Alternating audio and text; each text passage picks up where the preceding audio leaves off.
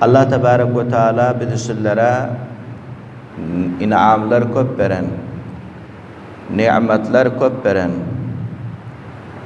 Şol nimetlerin birege zaban bolup geliyor, dil bolup geliyor.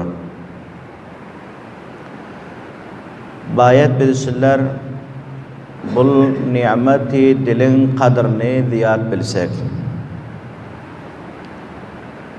Çünkü dil insanın yüreğindeki narsani izhar etmeklige vesile bolup geliyor. Eğer Allah Teala bizlere gepler yanak dil vermedik bolsate, onda bizler yürekteki narsalarımızı izhar edip berbilmiyorduk merdimlere. Ama Allah Rabbul İzzet bizlere zaman nasip ediptir, dil nasip ediptir. Bul dil bilen bizler yürekteki narsalarımızı izhar edip veriyoruz merdimlerine. Şol cihetten onda bul nimete bizler katı bir şükür etsek. Allah Teala'nın her bir veren nimetlerine hem şükür etmeli. Can sağlık Allah Teala taraftan nimet buluyor. El ayak Allah Teala taraftan nimet inam bulup geliyor. Şul nimetlerin her bir yüreklerine kadir vermeli ve şul nimetlerin her bir yüreklerine bizler şükür etmeli.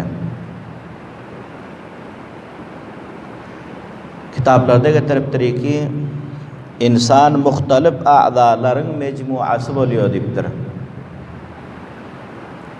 İnsanda muhtelif a'zalar olmalı. Şul a'zalar birikse insan biriger diptir. Eğer şul muhtelif a'zalar birikmese insan hem birikmiyor. İnsanın cisminde bir küçücük uzuv var diptir, bir küçücük a'za var diptir. Ol nama zaban bolup geliyor, dil bolup geliyor diptir. Bugünlerde, bu zamanalarda insanlar diptir, köprak insanlar şul dili istimal etmeklikte galat tarikanı ihtiyar ediyorlar diptir. Şul dili istimal etmeklikte şu zamanalarda doğru tarikanı ihtiyar eden yoklar diptir. Belki galat tarikanı ihtiyar ediyor diptir. Eğer bizler şul dilimizi doğru tarikada istimal etmesek, doğru tarikasında şuna karışmasak, onda bizler bir bilmiyor ekenik, bir adamız kim oluyor eken? Hamana bir adamın bir ayağı var, bir ayağı yok, ol uzuvları kamil değil. Hamana bir adamın bir eli var, bir eli yok, ol hem biri bilmiyor, uzuvları, azaları biri bilmiyor.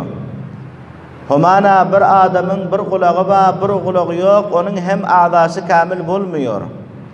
Şu şekilde onda bizler hem dillerimizi sahih tarikada istimal etmesek, dillerimizi doğru tarikada istimal etmesek, billerin a'zalarımız kamil değilken, billerin a'zalarımız nakıs eken, yankı bir eli var, bir eli yok yanak, ya yankı bir ayağı var, bir ayağı yok yanak, ya yankı bir kulağı var, bir kulağı yok yanak buluyor eken, eğer biller zabarımız sahih tarikada istimal etmesek.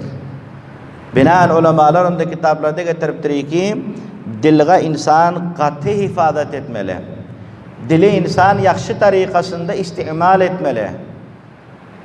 Dili yaramaz tarikada istimal etmeli değil.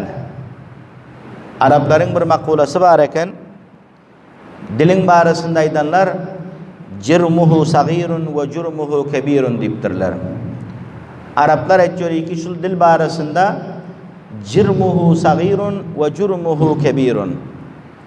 Dilin azası khili küçük, dilin gövresi hili küçük ve cürmuhu kebirun ama dilin günahları köp kette dedi. Dile qarak görsek vakiyan hem bunun gövresi yaman küçük bol. Dil köp küçükine gövresi. El yanak uzun değil. Ya ayak yanak bir uzun değil dilin özü gövresi. Amma soň aýdypdyrki we jurmuhu kebirun. Diliň jürme günahsy köp ketdi diýdi. İnsanyň zabanynyň göwresinden göre insanyň zabanynyň günahları ketdi eken. Şol jahatdan ulamalar diliň barasynda aýdyp duranda dile insan nihayet ýaxşy tarykada garaşyk etsin diýipdir. Hudaý nakasda perdaý kıyamatda dillerimiz bilen biller ýaxşy tarykada istimal etmän barsak şu dünýäde dillerimizi kıyamet günde o günde soň puşaýman bolardylar. O günde soň puşaýmanlygymyz billeriň derdimize degmiýär diýipdir.